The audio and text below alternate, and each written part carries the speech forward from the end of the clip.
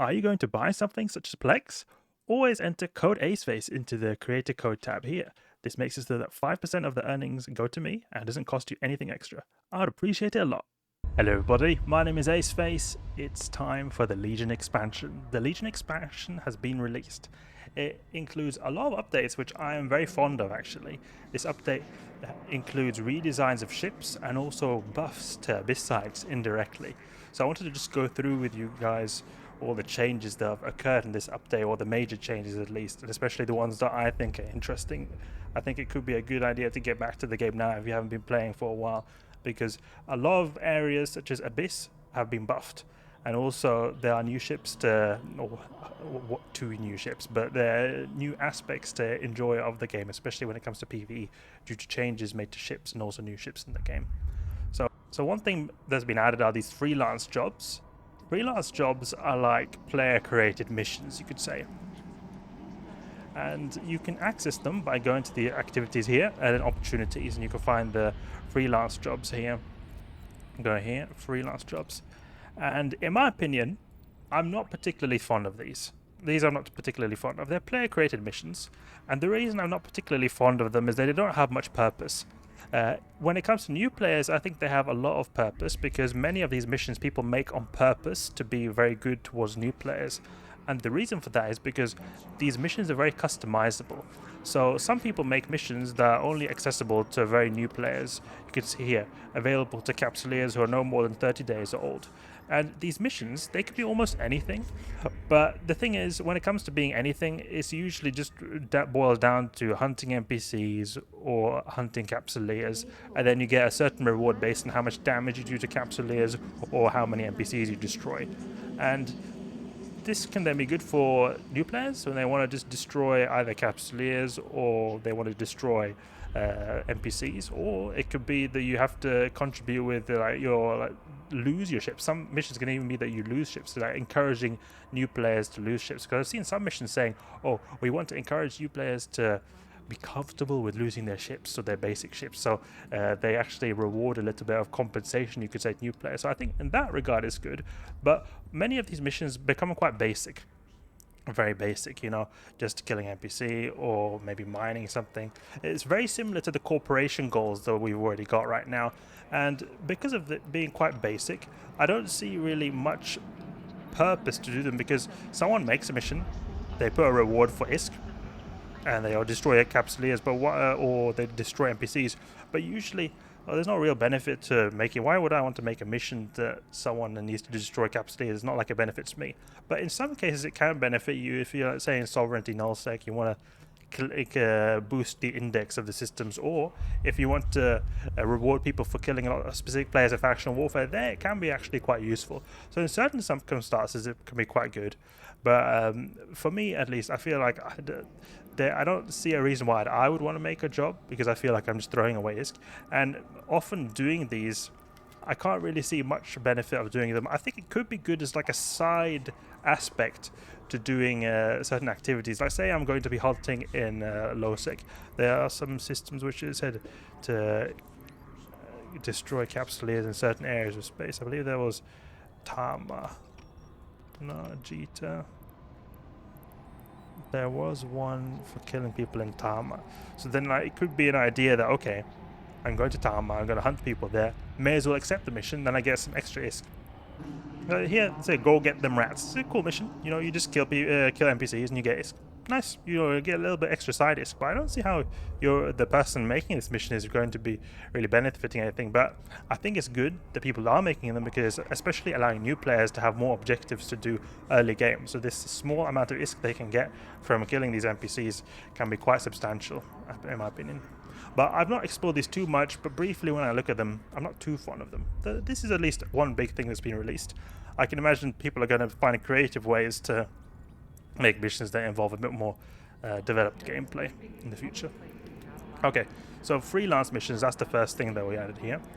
And then another big thing that was added was that you can have like corporation skins. And I think this is really good, because the skin allows you to make customized customized ship skins, and it will make a corporation feel lot more united, because especially when you're going kitchen sink fleets, in my opinion, it doesn't look so united when they're all the different types of ships. But even if they are using very different types of ships, I feel like it'll create a very big sense of unity when you've got everyone flying the same ship colors. Even if they're different ships, I think it'll be really cool. So I'm happy about this.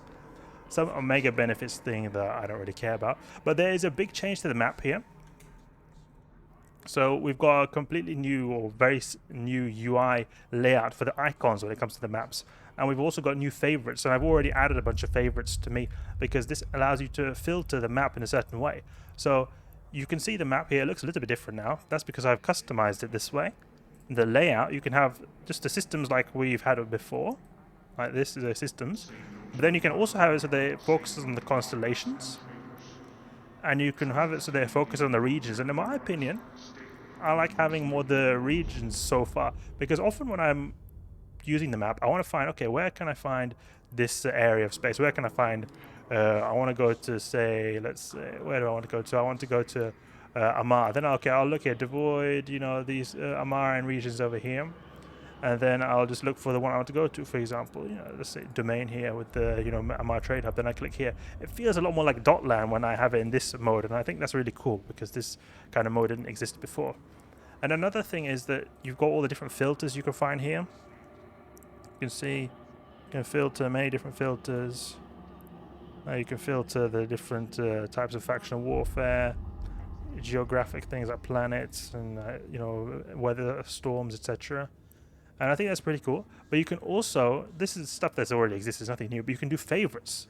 I think that's nice, because I don't like to have to search up the specific thing I can just click here in the start and then add it to favorites. So I've got all my favorites here, the stuff I like to use. Like clone bays, I find that's very important. Average pilots killed, that's also very important. My corp members is also pretty cool because you can see where your corp members are. It's easy to see when you got the systems one active here. But I can see then where my corp mates are active, and it doesn't seem like we can see where so many corp players are active. I don't know where they are. And you could put security status here, etc. So I like this new layout because it makes it a bit easily accessible, in my opinion, easier to find, a bit more straightforward, and especially with the favorites icon, I like that a lot.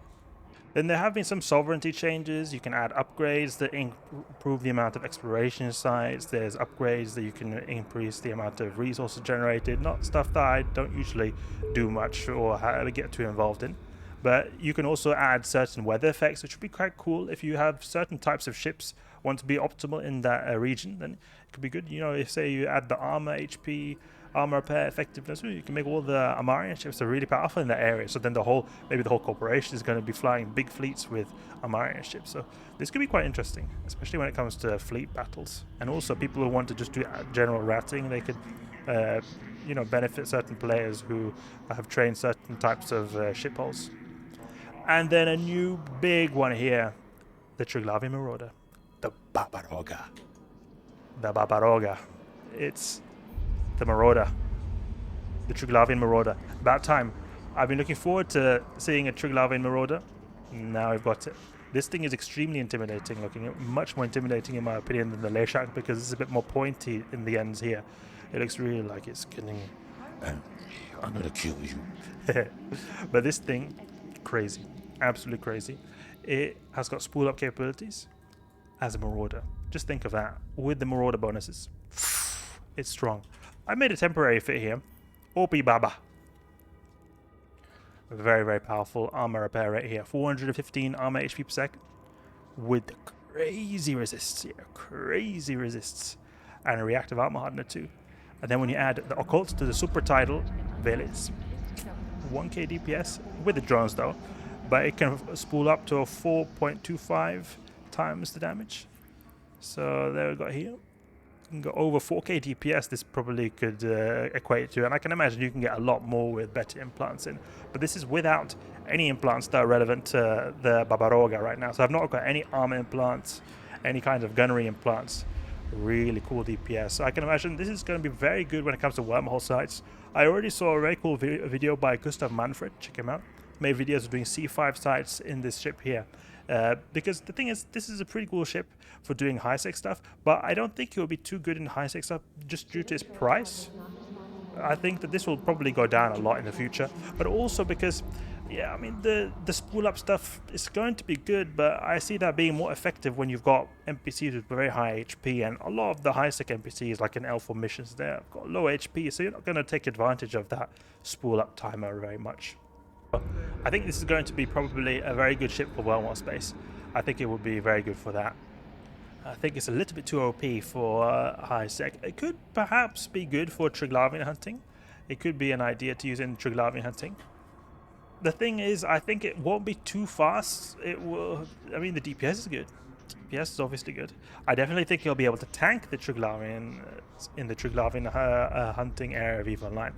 But I think the stuff like the Paladin and Golem, they're going to be doing much better just due to their increased amount of base DPS, because you're going to be destroying the NPCs and you're going to be resetting the spool and the Triglavian weapon. So I think it would be better to use the classical Marauders, but what do I know? Maybe, perhaps there are ways to use this very effectively in the Triglavian hunting.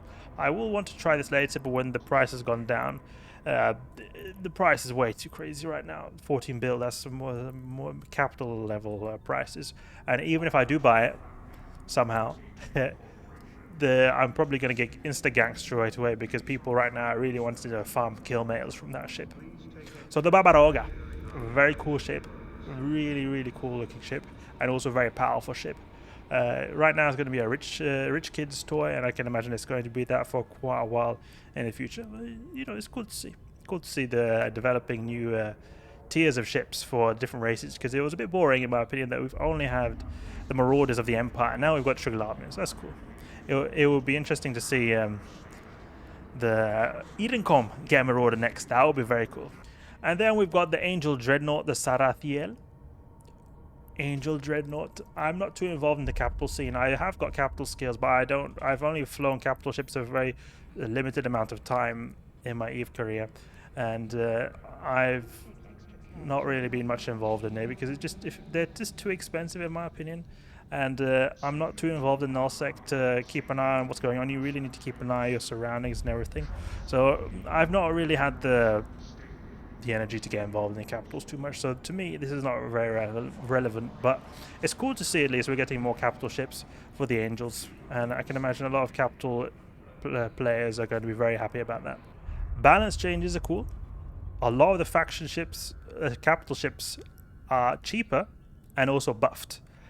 And then we've also got buffs to logistics cruisers, and also buffs to certain logistics variants of the T3 cruisers. And then something that I'm very happy about is that T1 cruisers are getting a few reworks. So we're getting buffs to the T1 cruisers, Executor Navy issue even, Myriad Navy issue, a lot of the Navy stuff as well.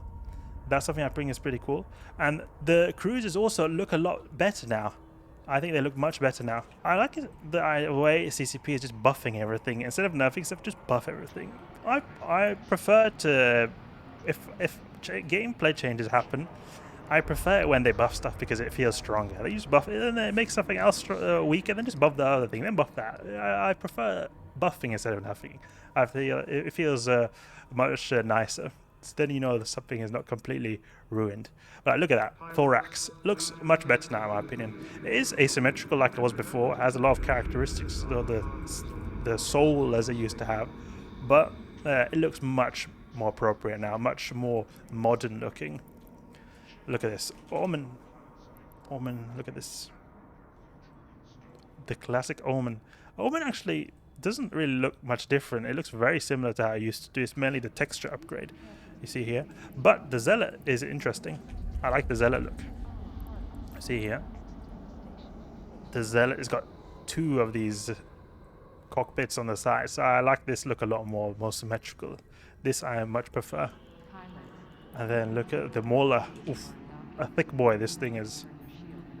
Look at this. This is a real thick boy here. And if you think this is a thick boy, look at the Sacrilege. That is the extreme thick boy here. I think that it is maybe a little bit too much. The like the width of this ship. It feels a little bit too bulky, but I still prefer this look a lot much more than the previous one. I think it looks very intimidating, and I am actually very looking forward to using this ship due to its new and improved looks. But it might be a little bit too big, and I think the reason why I think it looks a little bit too bulky is because the wings are very tiny. With this being very wide, it doesn't look as proportionate in my opinion. I think if just the wings were a tiny bit wider would be better. But still, I am very happy with the ship overall. The look is very cool looking, very sleek still. And it does really capture this Amarian brick tack type of feel to it. So cool. You can check the other cruisers now. Moa would never be changed. This look looks so good. The scythe, yeah. This looks really cool in my opinion. Really cool. Looks very slick, this logistics cruiser here. And then the Logi ship as well. Looks really cool. I remember they were making memes about this in the EU Fan Fest, that this looks like a toaster here. Looks a bit like a toaster. Could put bread up there. Yeah, but the Maul and the Omen, oof, they look really cool. Very good looking in my opinion. Some mining barge updates were made to make them balance their resource costs. And then a massive change. This is only like a tiny little part of the update. You see just here, 4 lines. But this is, in my opinion, one of the biggest changes they've made to this update here. The absolute one of the biggest changes. They've made all tanking modules resistances a lot stronger. Remember, if you guys remember, then we had, a few years ago, we had something called a Surgical Strike update. It was quite a rough update. Made a lot of people's ships very nerfed. Made resistance modules provide less resistances. So now, all resistance modules are going to give us a lot more resistances. So this is going to make it so that Abyss ships are a lot easier to make. You can use everything, multispectrum, energized membranes, multispectrum shield hardeners. They're all going to be a lot stronger. So you're going to be able to use cheaper ships in the Abyss and still get by. Like, you're going to be able to tank your ships easier. And I really like that because it makes it so that you don't have to be super blinged to do the Abyss. You're still going to have to be blinged, but not as extreme blinged. So I like that. And I can imagine it's going to be very cool fits you can do for the T4s that are very cheap. I think that would be very nice, and maybe even some T5s. That's something we definitely have to explore, so very cool to see. I'm very happy about that. We're going to have to explore a lot of Abyss ships when it comes to this aspect here, what is now relevant now to today's meta, you could say. The Surgical Strike has been completely removed, everything buffed by about 11%. Buffs to Titans and Super Carriers. And then, yeah, as we mentioned before, redesign stuff and some audio alterations we've got here. In fact, there were some cool sound effects we had when it comes to the missions. I don't know if you notice here, but yeah, you can't really hear here because it's a very loud background noise. But you hear a bit of, background noise to the missions. It adds a little bit of a feeling to these missions. It feels like in Elite Dangerous when I'm in the menus, where you get a little bit of ambience from different menus. I think that's quite cool. A nice little touch there. But that's the Legion expansion. I mean, there is nothing you could say major new in terms of storyline or anything, but I think that it is very cool to see some overall ship buffs with the Surgical Strike changes, because it's going to make a lot more people accessible to the Abyss sites and other types of PvE aspects of EVE Online. And I also very much appreciate the redesigns of the cruisers, because these are probably one of the most used ships classes in the game, and them looking cooler is very appreciated. And then also it's cool to see that we've got a new and improved Marauder. Very much look forward to test that out sooner or later. So that's the Legion update. Hope you guys enjoyed. Hope you learned something new. If you did, please leave a like and subscribe. I'll catch you guys later.